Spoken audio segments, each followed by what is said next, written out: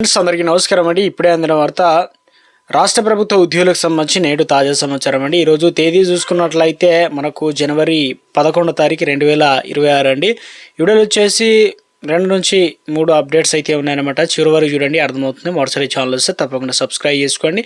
చూస్తున్నారు కానీ లైక్ చేయడం మర్చిపోతున్నారు అనమాట. వెంటనే లైక్ చేయండి. వీడియోలోకి అయితే వెళ్ళిపోదామండి.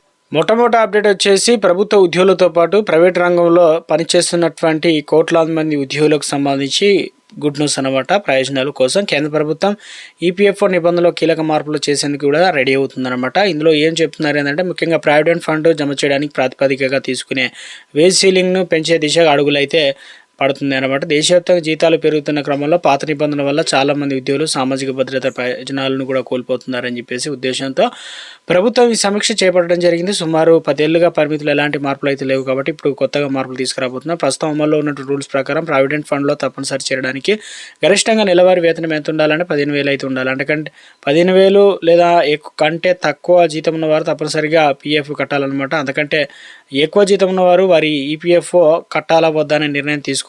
పరిమితిని చివరిసారిగా 2014 సెప్టెంబర్లో సవరించారు. అయితే ఇది గడిచిన 10 ఏళ్లలో జీవన వ్యయం పెరగడమే కాకుండా కనీసం వేతనాలు కూడా చాలా రాష్ట్రాల్లో 15,000 మార్కుని అయితే దాటాయన్నమాట. సో ఇందులో వచ్చేసి వేతన పరిమితిని పెంచాలనేటువంటి ప్రతిపాదనలు కూడా ఉన్నాయన్నమాట. అంటే గతంలోనే దీన్ని 25,000కు పెంచాలని చెప్పేసి ప్రభుత్వం భావించినప్పటికీ కంపెనీలు దాదాపు భారం పడుతుందనే ఉద్దేశంతోనే వాయిదా పడింది. మరోవైపు ఉద్యోగ సంఘాల పరిమితిని కూడా 30,000కు పెంచాలని చెప్పేసి డిమాండ్ చేస్తున్నాయి. ఇప్పటికీ సుప్రీంకోర్టు వేతన పరిమితిని 4 నెలలుగా సమీక్షించి కేంద్ర కార్మిక శాఖ ఆదేశించడంతో అంశం మళ్ళీ కదలిక రావడం జరిగింది. గురించి చెప్పే విధంగా కొత్తగా లేబర్ కోడ్ అమల్లోకి సిద్ధమవుతున్న సందర్భంలో శాలరీపై స్పష్టత ఇవ్వాలని చెప్పేసి. సో ఇక్కడ వచ్చేసి ముఖ్యంగా ఒకవేళ వేతన పరిమితి అనేది పెరిగితే లక్షలాది మంది అంటే ఆర్గనైజ్ రంగంలో పనిచేసిన ఉద్యోగులకు ఈపీఎఫ్ పరిధిలోకి వస్తారు. నెలకు పీఎఫ్ రూపంలో జమ అయ్యేటువంటి సొమ్ము పెరగడం వల్ల ఉద్యోగ విరమణ చూసుకున్నట్లయితే కేంద్ర ప్రభుత్వ ఉద్యోగులకు సంబంధించి ముఖ్యంగా పెన్షన్లకు బ్రేకింగ్ న్యూస్ అయితే రావడం జరిగిందనమాట. 8వ వేతన సంఘం అమలుకు ముందే డిఏ అనేది పెంపు అప్డేట్ ఇవ్వడం జరిగింది. కీలకంగా 2026 జనవరిలో డిఏ పెంపు ఉంటుందనే ఊహాగానాలతో కనిపిస్తున్నాయి.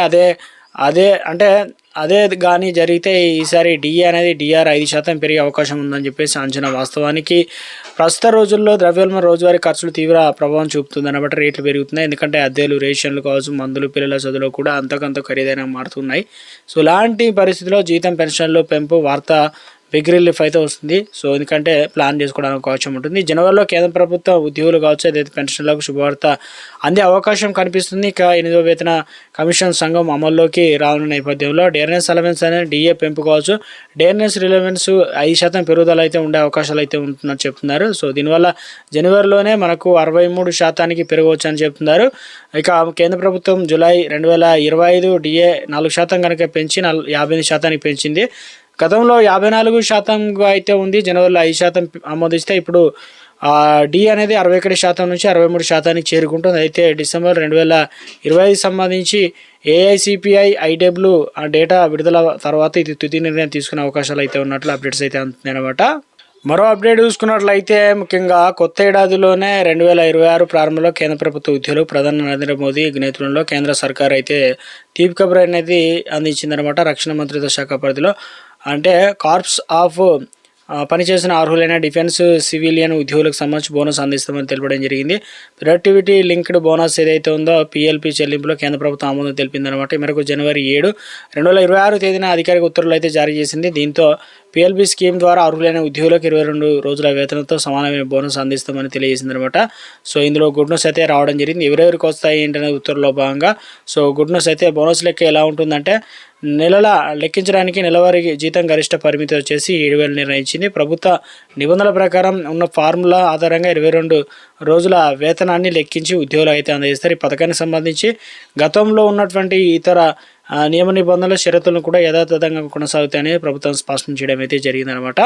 మరో అప్డేట్ చూసుకున్నట్లయితే ఇక బోధన సామర్థ్యం పెంపునకు టెట్ సంబంధం లేదంటున్నారు. ఉపాధ్యాయులు బోధనా సామర్థ్యానికి టీచర్లు ఎలిజిబిలిటీ టెస్ట్ అప్డేట్ చూసుకున్నట్లయితే టీచర్ల సమస్యలపై సంబంధించి ఉపాధ్యాయులు దీర్ఘకాలికంగా ఎదుర్కొంటున్న సమస్యలు వెంటనే పరిష్కరించాలని joint action committee of teacher organisation JACTO chairman G Sadananda Goud అయితే డిమాండ్ చేశారనమాట. హైదరాబాద్లోని ఎఫ్టీయూ భవన్లో శనివారం ఏర్పాటు చేసినటువంటి సమావేశంలో ఆయన అయితే మాట్లాడడం జరిగింది. కాంగ్రెస్ ప్రభుత్వం ఉపాధ్యాయులు బదిలీలు పదోన్నతులు మొదటి బదిలీలు 1వ తేదీన వేతనాలు ఇవ్వడం మినహా మేనిఫెస్టోలో హామీలను అమలు పరచడంలో పూర్తిగా విఫలమైందని, ప్రభుత్వం ఏర్పడిన 6 నెలల్లో పీఆర్సీ సిఫారసులను అమలు చేస్తామని కూడా ఇచ్చినటువంటి మాట తప్పడం సరికాదు. బకాయి పడినటువంటి 5 డిఏలను వెంటనే విడుదల చేయాలని, ఉద్యోగుల ఆరోగ్య కార్డులు జారీ చేయాలని, సమస్యల పరిష్కారం త్వరలో ఆందోళన బాట పడతామని అన్నారు.